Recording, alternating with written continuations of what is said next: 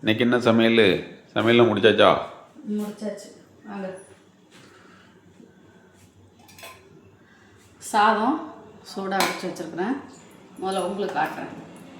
இது புளிக்குழம்பு. மீன் போடாமல் உங்களுக்கு தனியாக குழம்பு நல்லா கொதிக்க வச்சு எடுத்து தாளித்து வச்சுருக்குறேன். புளிக்குழம்பு. அதுக்கு சைடிஷ் வந்து பீட்ரூட்டு பொரியல். இது உங்களுக்கு. எனக்கு மீன் குழம்பு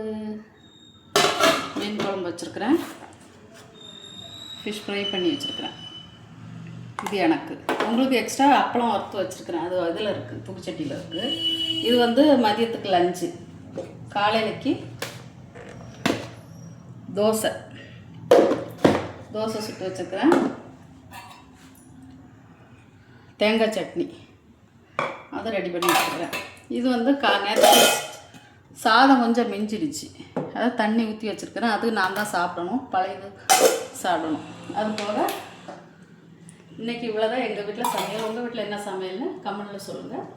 அடுத்த வீடியோவில் பார்க்கலாம். பாய், டாட்டா.